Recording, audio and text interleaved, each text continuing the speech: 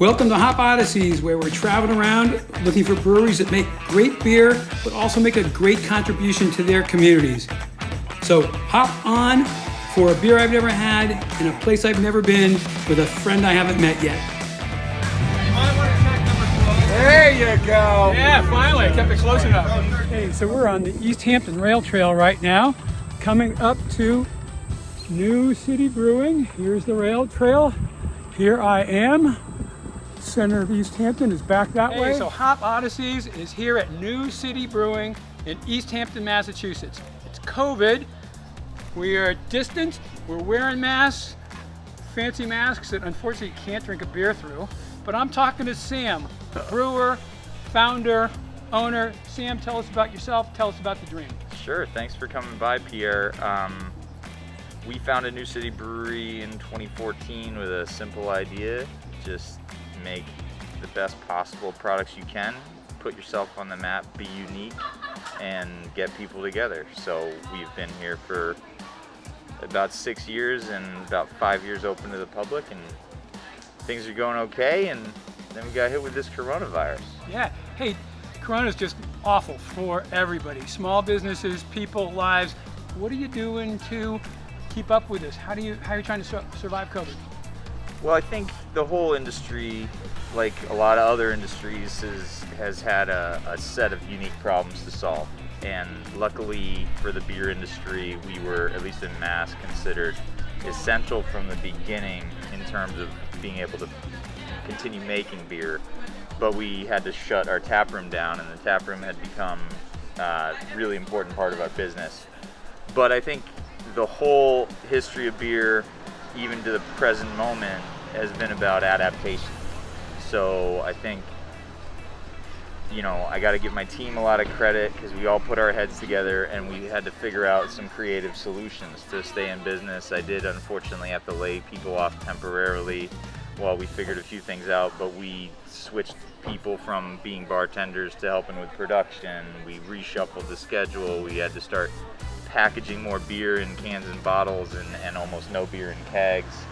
A lot of breweries are in the same boat. So we've been very fortunate to have a great community behind us, and they rallied behind us, and we're not just surviving, we're trying to thrive even in the midst of a pandemic. And I got to tell you, in your phone in or text in and curbside pickup, I've enjoyed the bike path back here. I've ridden over from Amherst, ridden up, had my curbside waiting for me, and whether you're really allowed to do it or not, I've enjoyed it in the park, right? Oh, excuse me.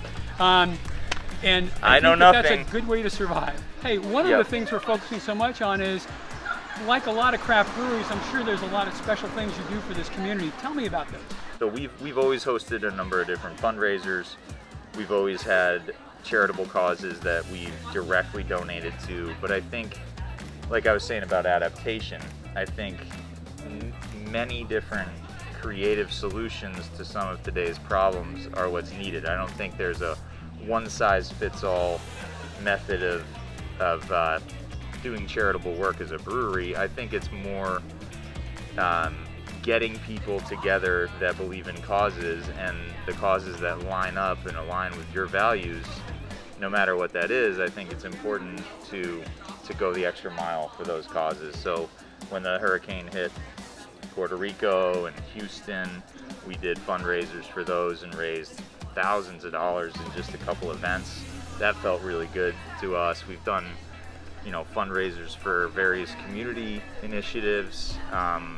We were one of the top contributors one year for this fundraising drive for Big Brothers Big Sisters program.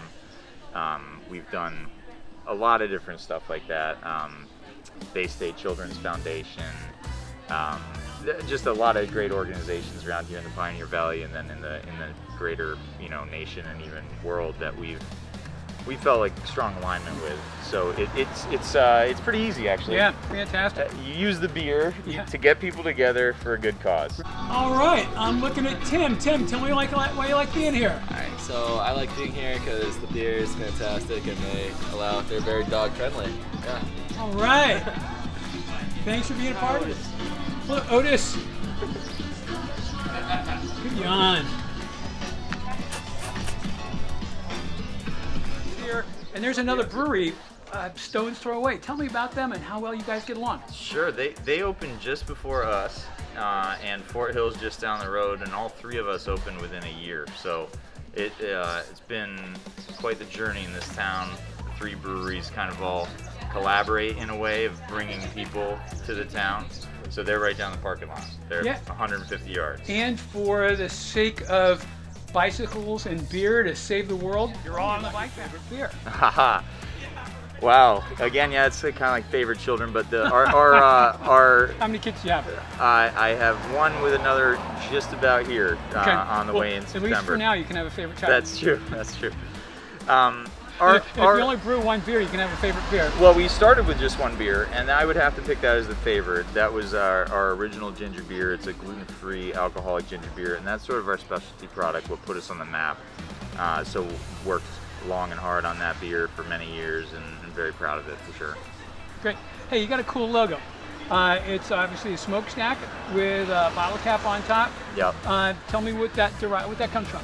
Well, you can see it right up there, actually, right above us. That flared top smokestack that we were working with a graphic designer, and we showed him pictures of the building, and he's like, wow, it's a great building. It is a really amazing old mill building, and he put a bottle cap on it, and he was like, we were workshopping all kinds of logos, and I saw it on the page, and I was like, what's that? Yeah, that's good. That's one. This is historically a mill. It had been run down forever when I first moved here years ago. What did it take to move in here? Well, so our landlord is involved in the current Ferry Street projects, which are in the background there.